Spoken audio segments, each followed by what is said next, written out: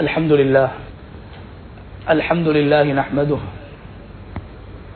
ونستعين به ونستغفره ونعوذ بالله من شرور أنفسنا ومن سيئات أعمالنا من يهد الله فهو المهتد ومن يضلل فلن تجد له وليا مرشدا أشهد أن لا إله إلا الله وحده لا شريك له وأشهد أن نبينا محمدا عبده ورسوله وصلوات الله وسلامه على سيدنا ونبينا محمد وعلى آله وأصحابه وأهل بيته ومن تبعهم بإحسان إلى يوم الدين. أما بعد فأوصيكم عباد الله بتقوى الله جل وعلا، فقد قال الله تبارك وتعالى في كتابه العزيز: أعوذ بالله من الشيطان الرجيم، بسم الله الرحمن الرحيم، يا أيها الذين آمنوا اتقوا الله وابتغوا إليه الوسيلة وجاهدوا في سبيله لعلكم تفلحون. صدق الله العظيم. இந்த உலகை படைத்து பரிபாலித்துக் கொண்டிருக்கும் ரப்புல் ஆலமீன் அல்லாஹுக்கே புகழ் அனைத்தும். சலாத்தும் சலாமும் நமது இறுதி தூதர் முஹம்மது ஸல்லல்லாஹு அலைஹி வஸல்லம் அவர்கள் மீதிலும், அவர்களை பின்பற்றி வாழ்ந்த சஹாபாக்கள், தாபிஊன்கள், தபஉ தாபிஈன்கள், கியாமத்துடைய நாள் வரைக்கும் இந்த உலகத்தில் அல்லாஹ்வை ஏற்று வாழக்கூடிய அனைத்து முஃமின்கள் மீதும் உண்டாகட்டும். அன்பின் இஸ்லாமிய சகோதரர்களே, அல்லாஹ்வின் நல்லடியார்களே, இந்த உலகத்தில் வாழும் போது எல்லா நிலைகளிலும் அல்லாஹ் ஒருவனை பயந்து தக்வா செய்து கொள்ளுமாறு முதலில் எனக்கும் அப்பால் உங்களுக்கும் வசியத் செய்து கொள்கின்றேன். கண்ணியமான அல்லாஹுடைய நல்லடியார்களே, அல்லாஹு தஆலா கண்ணியமான உயர்ந்த மகத்துவமான ரமதானுடைய மாதத்தை அடைந்து அந்த ரமதானுடைய அதிகமான நோன்புகளை நோற்று அதனுடைய இறுதி கட்டத்தை நாங்கள் அடைந்திருக்கின்றோம். கண்ணியமானவர்களே, அல்லாஹு தஆலா எங்களுடைய வாழ்க்கையில் ஒரு சந்தர்ப்பமாக இந்த உலகத்தில் ஒரு மனிதன் அல்லாஹ்வை நெருங்க வேண்டும் என்பதற்காக வேண்டி உலகத்தில் மனிதர்களுக்கு அல்லாஹு தஆலா சந்தர்ப்பங்களை கொடுத்து கொண்டிருக்கிறான். நாம் அடைந்த இந்த ரமதானுடைய மாதம்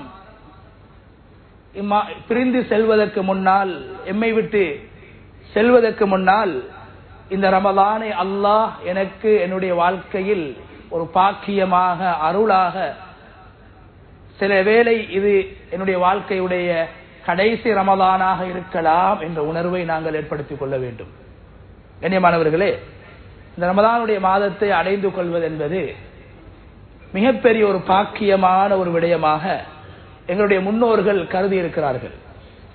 ரமதானுடைய மாதம் வருவதற்கு 6 மாதங்களுக்கு முன்னால் இருந்து ரமதானுடைய மாதத்தை அடைய வேண்டும் என்ற ஆசையோடு, அதற்காக தயாரிப்போடு எங்களுடைய முன்னோர்கள் உலகத்திலே வாழ்ந்திருக்கிறார்கள். ரமதானுடைய மாதம் வருவதற்கு 6 மாதங்களுக்கு முன்னால், யா அல்லாஹ், இந்த ரமதானுடைய மாதத்தை நான் அடைந்து கொள்ள வேண்டும், இந்த வருடம் ரமதானை அடைந்துதான் நான் மரணிக்க வேண்டும் என்று 6 மாதங்களாக துஆ செய்வார்கள். கண்ணியமானவர்களே, அதே நேரத்தில் ரமதானுடைய மாதம் சென்றவுடன், ரமதானுடைய மாதத்துக்கு பின்னால் தொடராக 6 மாதங்கள், யா அல்லாஹ், ரமதானுடைய மாதத்தில் நான் பிடித்த நோன்புகள், நான் கொடுத்த சதக்காக்கள், நான் தொழுத தொழுகைகள், நான் ஓதிய குர்ஆன் திலாவத்துகள், நான் செய்த ஏனைய அமல்கள் அனைத்தையும் நீ ஏற்றுக்கொள்வாயாக என்று 6 மாதங்களாக துஆ செய்வார்கள். இந்த ஒரு மாதத்தை அடைவதற்காக வேண்டி 11 மாதங்கள் எங்களுடைய முன்னோர்கள் தயாராக இந்த மாதத்தை அடைந்து கொள்ள வேண்டும், அடைந்ததற்கு பின்னால் செய்த அமல்கள் எல்லாம் ஏற்றுக்கொள்ளப்பட வேண்டும் என்ற அச்சத்திலே வாழ்ந்திருக்கிறார்கள் 6 மாதங்களாக.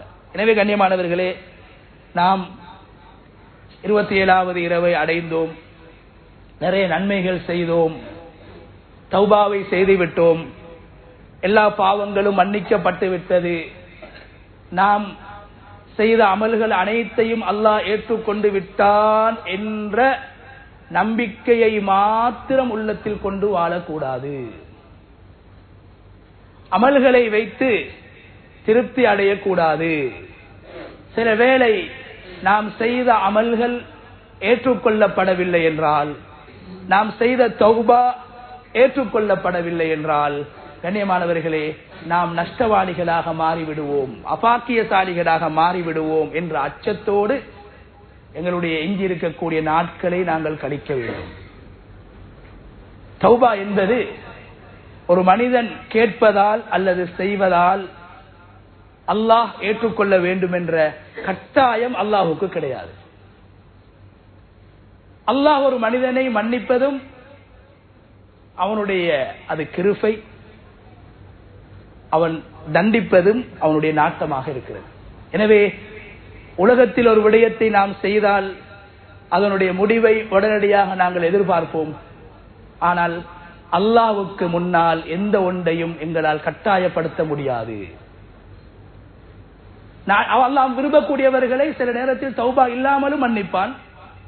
தௌபா செய்யக்கூடியவர்கள் எல்லோருடைய தௌபாவையும் அவன் ஏற்றுக்கொள்ளத்தான் வேண்டும் என்ற நியதி சுன்னா கிடையாது. அல்லாஹ் சொல்றானே, இன்னமா யத்தகப்பலுல்லாஹு மினல் முத்தகீன்.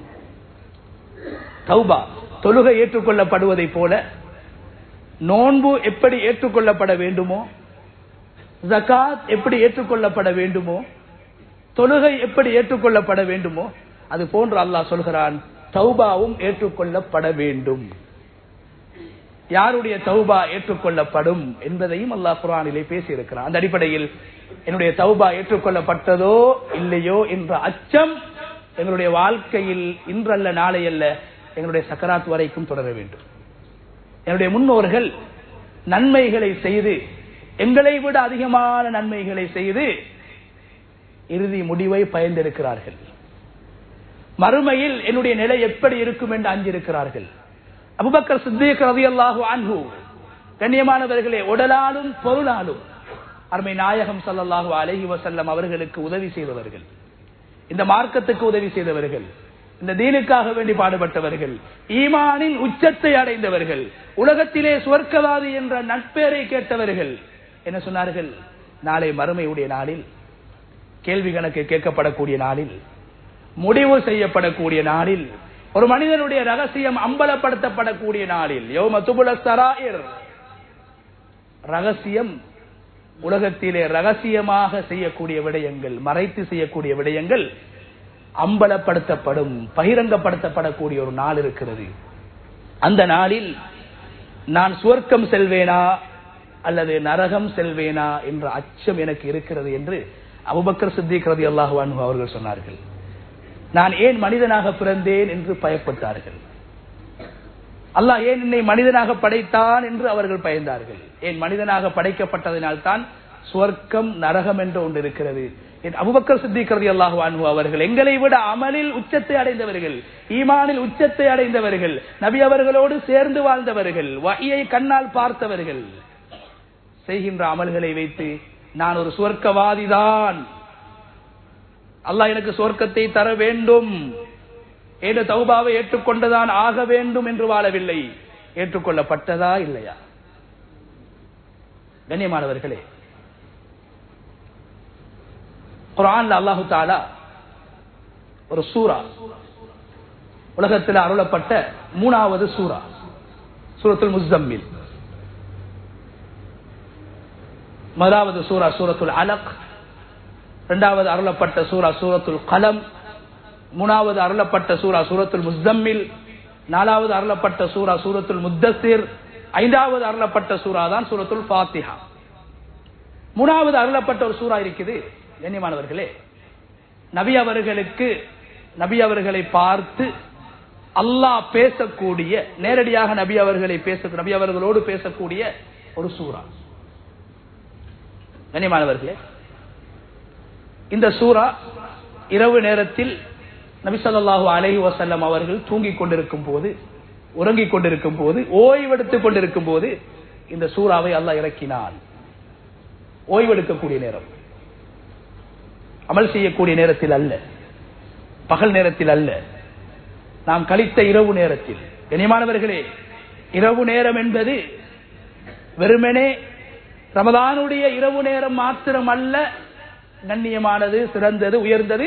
பொதுவாக அல்லாஹ் பகல் நேரங்களை விட இரவு நேரங்களை சிறப்பாக கண்ணியமாக ஆக்கி வைத்திருக்கிறான். வாலிபர்களே, இரவு நேரம் என்பது விளையாடக்கூடிய இடங்களுக்கு சென்று காசு கொடுத்து மணித்தியால கணக்கு விளையாட்டில் கழிக்கக்கூடிய நேரம் அல்ல. அல்லாஹ் எப்போதும் விரும்பக்கூடிய நேரம் இரவு நேரம். அதனாலதான் குர்ஆன்ல 90க்கும் மேற்பட்ட இடங்களில் 92 இடத்தில் அல்லாஹ் இரவை பத்தி பேசுறான். வெறும் 57 இடங்கள்ல தான் பகல் நேரத்தை பத்தி அல்லாஹ் பேசுறான். இந்த குர்ஆன் லவ்ஹுல் மஹ்பூதுல இருந்து 7வது வானத்துக்கு அருளப்படுறதுக்கு இறக்கப்படுறதுக்கு அல்லாஹ் தெரிவு செஞ்ச நேரம் இரவு நேரம். மறந்துடக்கூடாது. இரவு நேரத்தின் மீது அல்லாஹ் குர்ஆனில் பல இடங்களில் சத்தியம் செய்து பேசியிருக்கிறான். நாங்கள் ஒவ்வொரு நாளும் தொழக்கூடிய ஃபர்லான 5 நேர தொழுகைகளில் 3 நேர தொழுகையை அல்லாஹ் இரவில் தான் வைத்திருக்கிறான், பகலில் அல்ல. இரவுடைய ஆரம்பம் மக்ரிப் தொழுகிறோம், இரவுடைய நடுப்பகுதியில் இஷாவை தொழுகிறோம், இரவுடைய கடைசி பகுதியில் ஃபஜ்ரை தொழுகிறோம். அல்லாஹ் ஒரு மனிதன் எந்த நேரத்தில் தொழ வேண்டும் என்ற நேர அட்டவணை, தொழுகையுடைய நேர அட்டவணை, எந்த நேரத்தில் எந்த தொழுகையை தொழ வேண்டும் என்று அதனுடைய அடிப்படையை அல்லாஹ் குர்ஆனிலே சொல்லி இருக்கிறான். நாம் நினைத்த நேரத்திலே தொழ முடியாது. அல்லாஹ் போட்ட அந்த அட்டவணையில ஷெட்யூல்ல 3 நேர தொழுகை அல்லாஹ் இரவுல தான் வச்சிருக்கிறான். இரவு நேரம் என்றது பொதுவாகவே ரமலானுடைய காலத்தில் மாத்திரமல்ல, நாம் கழிக்கக்கூடிய சாதாரண நாட்களிலும் இரவு நேரம் மகிமைக்குரியது. அதனாலதான் ரசூலுல்லாஹ் சொன்னாங்க, ஒரு மனிதன் செய்யக்கூடிய பாவங்கள்ல ஆக அல்லாஹ்வுடைய கோபத்தை உண்டாக்கக்கூடிய பாவம், அல்லாஹ்வை கோபப்படுத்தக்கூடிய பாவம் இரவு நேரத்தில் தனிமையில செய்யக்கூடிய பாவம். ஒரு மனிதன் கொடுக்கிற சதக்காக்கள்ல ஆக சிறந்த சதக்கா இரவுல மறைச்சு கொடுக்கக்கூடிய சதக்கா. அரசுடைய நிழலை பெறக்கூடிய 7 கூட்டத்தில் கண்ணியமானவர்களே, அரசுடைய நிழலை பெறக்கூடிய 7 கூட்டத்தில் 2 கூட்டத்தினர்கள் இரவு நேரத்தோடு அவர்களுடைய விடயங்கள் சம்பந்தப்படுகிறது. ஒரு வாலிபன் இரவு நேரத்தில் அல்லாஹுக்கு முன்னால் நின்று கொண்டு அல்லாஹ் என்னை பார்க்கிறான் என்ற உணர்வோடு கண்ணீர் வடித்த வாலிபன், கண்ணீர் வடித்த மனிதன், நபி அவங்க சொன்னாங்க, அரிசியுடைய நிழலை கொடுத்து அல்லாஹ் அவனை கண்ணியப்படுத்துவான். 2வது, இரவுல யாரும் பார்த்திடக்கூடாது, நான் கொடுக்கிற சதக்காவை அதன் மூலமாக எனக்கு பேர் வந்துடக்கூடாது, பெருமை வந்துடக்கூடாது, முகஸ்திதி வந்துடக்கூடாது, தற்பெருமை வந்துடக்கூடாது என்ற பயத்தில மறைச்சி ஒளிச்சு, எப்படி பாவத்தை ஒரு மனிதன் மறைச்சி செய்ய விரும்புறானோ அதே மாதிரி கொடுக்கிற சதக்காவை பேரை போடுற நோக்கம் இல்லாம முகஸ்துதி இல்லாம மறைச்சி கொடுக்கிறாரு. எடுக்கக்கூடியவருடைய கண்ணியத்தையும் பேணி இஹ்லாஸ பேணி அல்லாஹ்வுக்காக கொடுக்கிற பேர் வரக்கூடாது என்ற நோக்கத்தில் இரவுல மறைச்சு சதக்கா செய்யறாரு. நபி அவங்க சொன்னாங்க, அரிசியுடைய நிழல் அல்லாஹ் அவருக்கு கொடுக்கிறார். எனவே கண்ணியமானவர்கள், ரமலானுக்கு பின்னாலும் இரவு நேரங்களை வீணாக்கி விடக்கூடாது. ஒன்று உறங்குவோம் அல்லது நல்ல விடயங்களில் செலவழிப்போம், வீணாக எங்களுடைய இரவு கழிந்து விடக்கூடாது. அருமை நாயகம் ஸல்லல்லாஹு அலைஹி வஸல்லம் அவர்கள் ஃபர்லான தொழுகைகளுக்கு பின்னால் சொன்னார்கள், ஃபர்லான தொழுகைகளுக்கு பின்னால் ஆக சிறந்த தொழுகை இரவு நேரத்தில் தொழுகின்ற தொழுகை என்று சொன்னார்கள் ஸல்லல்லாஹு அலைஹி வஸல்லம். இரவு நேர தொழுகை. எஞ்சிருக்கக்கூடிய ரமதானுடைய இரவுகளை பயன்படுத்திக் கொள்வோம். ரமதானுக்கு பின்னாலும் இரவு நேரத்தை நல்ல விடயங்களில் செலவழிப்போம், செலவழிக்க பழகிக் கொள்வோம். இது ரமதானில் நாம் பெற வேண்டிய முக்கியமான பாடம். அதனாலதான் ரசூலுல்லாஹி ஸல்லல்லாஹு அலைஹி வஸல்லம் அவர்கள் எப்போதும் தொடராக விடாமல் 2 தொழுகைகளே தொழுது வந்தார்கள். 2 தொழுகைகள். ஒன்று வித்ர் தொழுகை, 2வது தஹஜ்ஜுத் தொழுகை. இந்த 2 தொழுகையும் நபி அவர்கள் எப்போதும் தொழுது வந்தார்கள். அந்த தஹஜ்ஜுத் தொழுகையை நபி அவர்களுக்கு அல்லாஹ் கட்டாயப்படுத்தி விட்டான். எங்களுக்கு அது சுன்னா, தொழுதால் நன்மை கிடைக்கும். நபி அவர்கள் தொழுதே ஆக வேண்டும். ஏனென்றால் நபி அவர்களுக்கு முன்னால் இந்த உலகத்திலே வாழ்ந்த நபிமார்கள் இரவு நேர தொழுகைகளிலே ஈடுபட்டிருக்கிறார்கள். பகலிலே அல்லாஹ்வின் பக்கம் அழைத்தார்கள், தாவா பிரச்சாரத்தில் ஈடுபடுவார்கள், மக்களை சந்திப்பார்கள், மக்களுக்கு நேரம் கொடுப்பார்கள். இரவு நேரத்தில் அல்லாஹ்வுக்கு முன்னால் அந்த மக்களுக்கு துஆ செய்வார்கள், கண்ணீர் வடிப்பார்கள். நான் கொடுத்த அந்த தாவாவை அல்லாஹ் ஏற்றுக்கொள்ள வேண்டும் என்று நபிமார்கள் அல்லாஹ்வுக்கு முன்னால் அல்லாஹ்வுக்கு முன்னால் கண்ணீர் வடித்து ஏற்றுக்கொள்வாயாக ரப்பே என்று இரவு நேரத்திலே நின்று வணங்கி இருக்கிறார்கள். அதனால் அல்லாஹு தஆலா ரப்புல் இஸ்ஸத் அருமை நாயகம் ஸல்லல்லாஹு அலைஹி வஸல்லம் அவர்களுக்கும் இரவு நேர தொழுகையை, தஹஜ்ஜுத் தொழுகையை அல்லாஹ் கட்டாயப்படுத்தி விட்டார். இரவு நேரத்தில் தான் அந்த தொழுகை இருக்கிறது. கண்ணியமானவர்களே, ஒரு மனிதன் கேட்கக்கூடிய துஆக்களில் ஆக சிறந்த துஆ நபி அவங்க சொன்னாங்க, அஸ்ஸுலுசுல் அகீர், இரவுடைய கடைசி பகுதி. சஹருடைய நேரம் நாம் பழகிவிட்டோம். சஹர் என்றாலே எங்களுக்கு ஞாபகம் வாரது சாப்பாடு தான். சஹர் என்றாலே சாப்பாடு. கண்ணியமானவர்களே, சஹர் என்பது சாப்பாட்டுடைய பெயர் அல்ல. சஹர் என்பது எங்களுடைய முன்னோர்கள் கண் விழித்து கண்ணீர் வடிக்கக்கூடிய நேரம். அந்த நேரத்திலே சாப்பிடுகின்ற சாப்பாடு சஹர் அல்ல, அது சுஹூர். கண்ணியமான ஒரு நேரத்தை சாப்பாட்டுக்கு நாங்க பேர் வச்சுட்டோம். வபில் அஸ்ஹாரிஹும் யஸ்தக்ஃபிரூன். அல்லாஹ் சொர்க்கவாதிகளை பத்தி சொல்றான் குர்ஆன்ல, கானூ கலீலம் மினல் லைலி மா யஹ்ஜஊன். அவர்கள் இரவில் கொஞ்சம் தான் தூங்குவார்கள். சொர்க்கவாதிகள் இலகுவாக சொர்க்கத்தை அடைந்து கொள்ள முடியாது.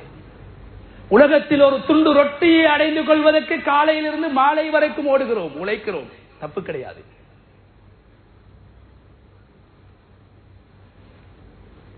சொர்க்கத்தை இலகுவாக எதிர்பார்க்கின்றோம். அல்லாஹ்வுடைய பொருத்தத்தை இலகுவாக எதிர்பார்க்கின்றோம். அல்லாஹ்வுடைய நெருக்கத்தை லேசாக எதிர்பார்க்கிறோம். கஷ்டப்பட வேண்டும் சகோதரர்களே.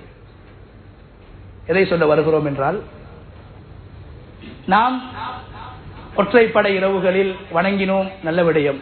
ஆனால் வணங்கினோம், எல்லாம் கிடைத்து விட்டது என்ற திருப்தி வந்துவிடக்கூடாது. நிச்சயமாக நான் சுவர்க்கம் தான் என்ற திருப்தி மாத்திரம் வந்துவிடக்கூடாது. அச்சம் கலந்ததாக இருக்க வேண்டும். கடைசி முடிவை பயப்பட வேண்டும். என்னுடைய கடைசி முடிவு, நான் ஒரு முஸ்லிமாக மரணிப்பேனா அல்லது முஸ்லிம் அல்லாமல் மரணிப்பேனா என்ற பயம் எங்களுக்கு ஏற்பட வேண்டும்.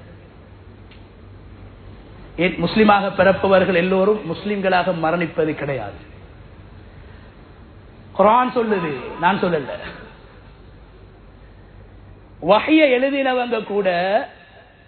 எழுதினவங்க நபி அவங்களோட எழுத்தாளர்கள் கூட முர்த்ததுகளாக மரணிச்சிருக்கிறாங்க.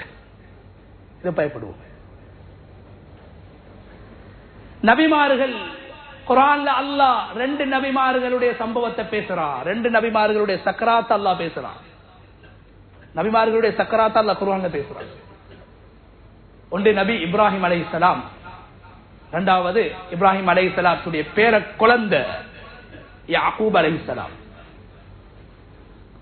இப்ராஹிம் அலைஹிஸ்ஸலாத்துக்கு 8 பிள்ளைகள். ஆரம்பத்துல பிள்ளை இருக்கல, அல்லாஹ்ட்ட கேட்டாங்க. அல்லாஹ் 8 ஆம்பளை பிள்ளைகளை கொடுத்தான் இப்ராஹிம் அலைஹிஸ்ஸலாம். வஸாபிஹா இப்ராஹிம் பனி வ யாக்கூப். இந்த 2 நபிமாரும் யாரு? இப்ராஹிம் அலைஹிஸ்ஸலாம் அவங்க தன் 8 பிள்ளைகளுக்கும், யாக்கூப் அலைஹிஸ்ஸலாம் தன்னுடைய 12 பிள்ளைகள். சக்கராத்துடைய நேரத்தில் இந்த 2 நபிமார்களும் பிள்ளைகளோடு பேசின வார்த்தைய அல்லாஹ் குர்ஆன்ல பேசுறான். சக்கராத்துடைய நேரத்தில், அம் குன்தும் ஷுஹதா இத ஹதர யாக்கூப் அல் மௌத். சூரா பக்ராவை கேட்டோம். கியாமுல் லைல்ல, தராவீஹ்ல பக்ரா இத பேசுது. குர்ஆனுடைய கருத்துக்களை விளங்குறதுக்கு முயற்சிக்கணும். குர்ஆன்ல அல்லாஹ் எதை எங்களோட உரையாடுறான் நாங்க முயற்சிக்கணும். வெறும் வார்த்தைகள் அல்ல குர்ஆன், வெறும் எழுத்துக்கள் அல்ல குர்ஆன். ஆழமான அர்த்தத்தை கொண்டு அழிக்க முடியாத பொக்கிஷம் குர்ஆன். கண்ணியமானவர்களே, 2 நபிமார்களும் சக்கராத்துடைய நேரத்தில் தன் பிள்ளைகளை அழைச்சி என்ன சொன்னாங்க? என்ன கேட்டாங்க? ஒரு கேள்வி கேட்டாங்க. மா தஅபுதூன மின் பாதி. நபிமார்கள் சாலிஹான பிள்ளைகள். அந்த பிள்ளைகளில் சில பிள்ளைகள் நபிமார்கள். இப்ராஹிம் அலைஹிஸ்ஸலாத்துடைய 8 பிள்ளைகளில் 2 பிள்ளைகள் நபிமார்கள். யாக்கூப் அலைஹிஸ்ஸலாத்துடைய 12 பிள்ளைகளில் ஒரு பிள்ளை நபி. நல்ல பிள்ளைகள், அல்லாஹ்வுடைய நெருக்கத்தோடு வாழ்ந்த பிள்ளைகள், நபிமார்களால் வளர்க்கப்பட்ட போஷிக்கப்பட்ட பிள்ளைகள், ரோட்ல போற பிள்ளைகள் அல்ல, பாவம் செய்யக்கூடிய பிள்ளைகள் அல்ல, போதை வஸ்துக்கு பின்னால போன பிள்ளைகள் அல்ல, வீணான விளையாட்டுக்கு பின்னால ஆபாசத்துக்கு பின்னால சுத்தக்கூடிய பிள்ளைகள் அல்ல, நபிமார்கள்ட பிள்ளைகள். அந்த பிள்ளைகள் அழைச்சி சக்கராத்ல கேட்கிறாங்க, மா தஅபுதூன மின் பஅதி. அல்லாஹ் குர்ஆன்ல பேசுறாங்க, நான் மௌத்தா போனதுக்கு பின்னால் நீங்க யாரை வணங்குவீங்க? எங்கட பிள்ளைகள்ட்ட இந்த கேள்வி கேட்டா பிள்ளைகளுக்கு கோபம் வரும். பாப்பா நான் என்ன காஃபிரா? நபிமார் கேட்டாங்க பிள்ளைகள்ட்ட சக்கராத்ல, மா தஅபுதூன மின் பஅதி, இந்த மௌத்துக்கு பின்னால நீங்க எந்த ரப்ப வணங்குவீங்க? ஏன் கேட்டாங்க? சில நேரத்தில் நாங்க முஸ்லிமாக வாழ்ந்துட்டு மௌத்தாகிடுவோம், எங்கட பரம்பரையில முஷ்ரிக்குகளும் காபிர்களும் உருவாகலாம், முர்த்ததுகளும் உருவாகலாம். மதம் தேவையில்லை, நபி தேவையில்லை, குர்ஆன் தேவையில்லை, ஹதீஸ் தேவையில்லை, இஸ்லாம் தேவையில்லை, நாங்க மாடர்ன் லைஃப் தான் வாழ்வோம் என்ற பிள்ளைகள் உருவாகலாம். நான் நபி என்று திருப்தியோடு அவர்கள் மௌத்தாகவில்லை, பிள்ளைகளுடைய முடிவை பயந்தார்கள். அவர்கள் முடிவடையக்கூடிய நேரத்திலே, அவர்கள் மரணிக்கக்கூடிய நேரத்திலே பிள்ளைகிட்ட ஒரு கேள்வி கேட்டாங்க. குர்ஆன் பேசுது, சூரா பக்கரா அலிஃப் லாம் ஜுஸுடைய கடைசி பக்கத்துக்கு முந்தின பக்கம் திரட்டி பாருங்க. குர்ஆன் ஓதக்கூடிய மாதத்தில் இருக்கிறோம். நீங்க யார வணங்க போறீங்க? பிள்ளைகளே என்ன சொன்னாங்க? எல்லா பிள்ளைகளும் சக்கராத்ல இன்ட்ரைவ் வைக்கிறாங்க. நாங்க கடைக்கு இன்ட்ரைவ் வச்சு சேர்க்கிற மாதிரி, கம்பெனிக்கு இன்ட்ரைவ் வச்சு சேர்க்கிற மாதிரி, ஸ்கூலுக்கு இன்ட்ரைவ் வச்சு சேர்க்கிற மாதிரி, உம்மா படிச்சுக்கிறாவா, உம்மா படிச்சுக்கிறாவா, உம்மாட உம்மா படிச்சுக்கிறாவா, ஸ்கூலுக்கு இன்ட்ரைவ் வைக்க கேட்கிறது. நபிமார் பிள்ளைகள்கிட்ட கேட்டாங்க, என்ன கேட்டாங்க? என்ன மௌத்துக்கு போற யார வணங்குவீங்க? ஏன் கேட்டாங்க? நபிமார்கள் தங்களுடைய பிள்ளைகளுடைய கடைசி முடிவை பயந்தார்கள். நான் நபி என்று என் பிள்ளை நபியாக மாறும் என்றோ, என் பிள்ளை முஸ்லிமாக வாழுமே என்றோ அவர்கள் நம்பிக்கை கொள்ளவில்லை, பயந்தார்கள். எங்களுடைய பிள்ளைகள் முர்த்ததுகளாக மரணித்து விடுவார்கள், முஷ்ரிக்குகளாக மரணித்து விடுவார்கள், யகூதிகளாக மரணித்து விடுவார்கள், கிறிஸ்தவர்களாக மரணித்து விடுவார்கள், இந்துக்களாக மரணித்து விடுவார்கள் என்ற அச்சம் நபிமார்களுக்கு இருந்தது.